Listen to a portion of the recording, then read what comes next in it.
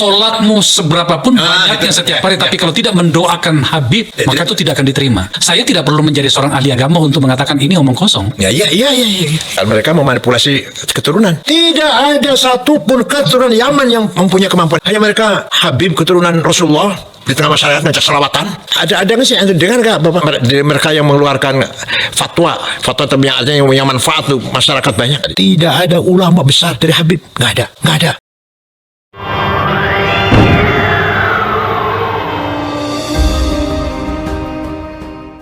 Semua tujuan, agenda, program kalau dipoles dengan atas nama agama, padahal tidak, itu manipulasi agama sudah. Quran sudah tegas, wa man adlamu mimman iftara 'ala Allahil kadhiba wa du'a ila Islam.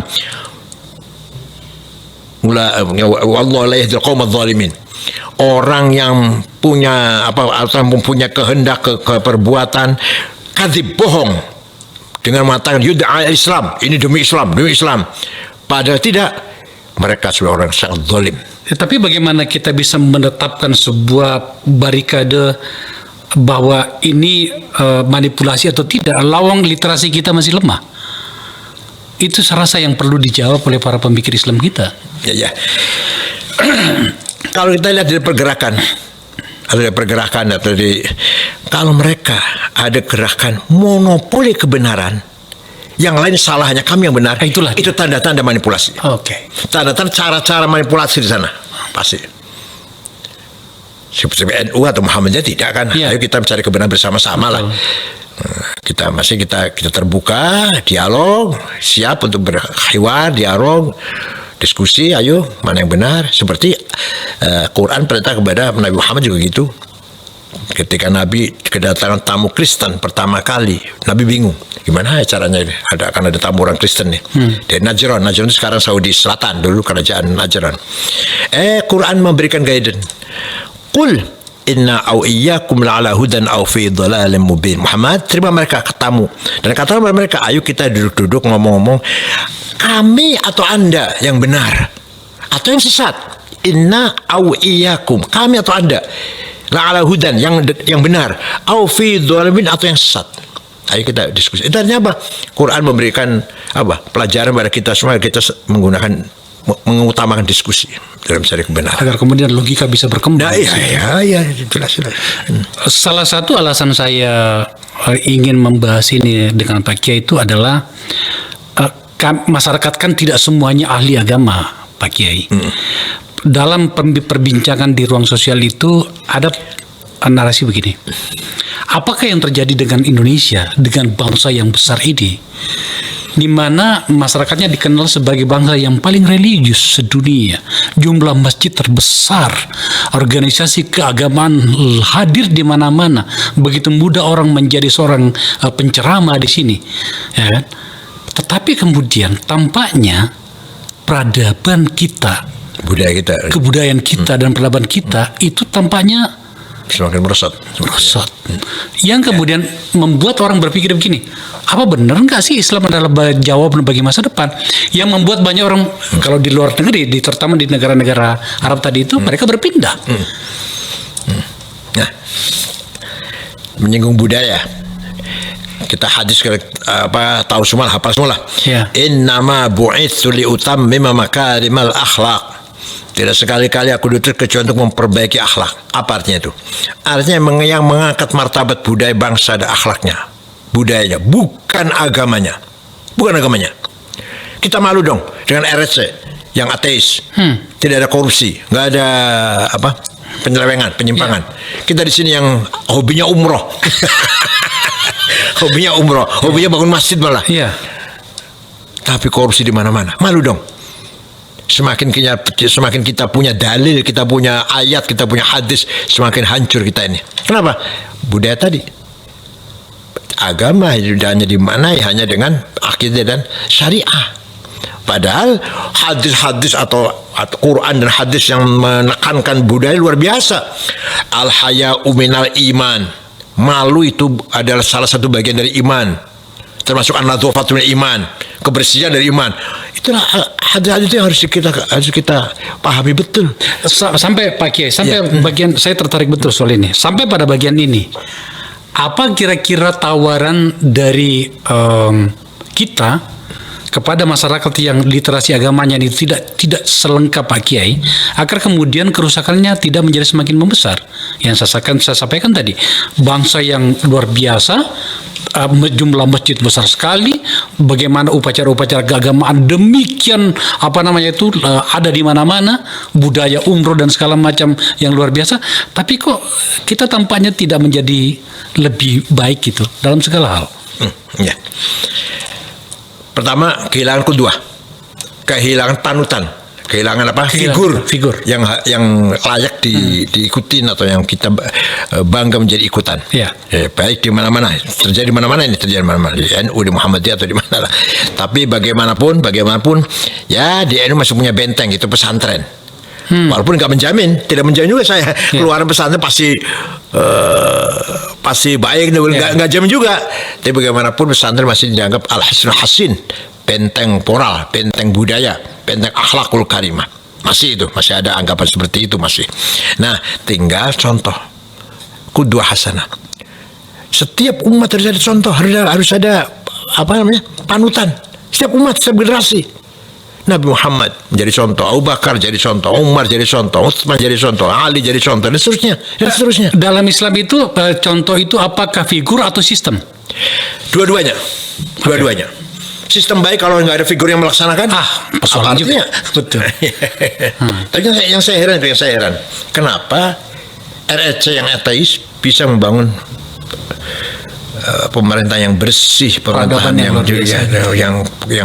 bahasa Arabnya istiqomah, bahasa Arabnya istiqomah dengan undang-undang aturan. Kita yang bahasa religius yang rajin melanggar undang-undang. Malu kita ini. Kenapa? Karena budaya kita, karakter kita yang belum beres. Maka dalam Quran juga dikatakan, yatluna alim ayat wa zakihim. Muhammad ajarkan mereka Quran, mereka atau orang Arab, dan karakter bangun dulu. Baru wa yu'allimul kitab, baru ilmu. Karakter dulu baru pendidikan. Urutan Qur'annya begitu. Ya, alim ayati, sampaikan Quran pada mereka. Yuzakihim, karakter harus dibangun mereka, akhlaknya.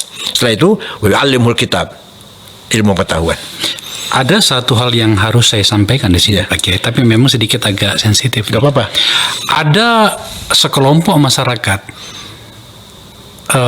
yang tampaknya memobilisasi persepsi hingga kemudian seakan-akan bahwa kalau berbeda dengan mereka maka itu bukan Islam. Yang saya maksud itu adalah orang menyebutnya dari Yaman itu gitu. Kita butuh penjelasan seperti apa itu. Mohon maaf, sebenarnya mereka tidak punya otorita ilmu pengetahuan. Iya. Silakan kalau ada musyawarah alim ulama, apa ada dari mereka? Nggak ada. Kalau tetap aja kalau sekarang jago-jagonya yang ahli ilmu agama, Gus Baha contohnya, Kiai Afifuddin dari Situbondo, itu yang kalau musyawarah yang diskusi agama, hukumnya cloning gimana, hukumnya Jumatan di kantor seperti apa, hukumnya bunga bank apa, hukumnya keluarga berencana, walhasil hukumnya macam-macam. Terukur banget ilmu pengetahuannya. Iya, berdasarkan literatur, kalau nggak pakai Quran hadis, ijma qiyas. Ijma konsensus ulama atau kias analogi, itu mereka gudangnya. Kalau yang generasi dulu yang tua, Kiai Ali Maksum Jogja, Kiai Maimun, Mbah Mun, Kiai Ahmad Siddiq, itu luar biasa itu. Lebih tinggi lagi Kiai Wahab, Kiai Bisi Samsuri, kakeknya Muhaimin itu, Kiai Anwar Musaddad Garut, itu yang megang otorita agama. Rujukan agama. Rujukannya. Tidak ada satupun keturunan Yaman yang mempunyai kemampuan seperti ini. Hanya mereka Habib keturunan Rasulullah di tengah masyarakat ngajak selawatan.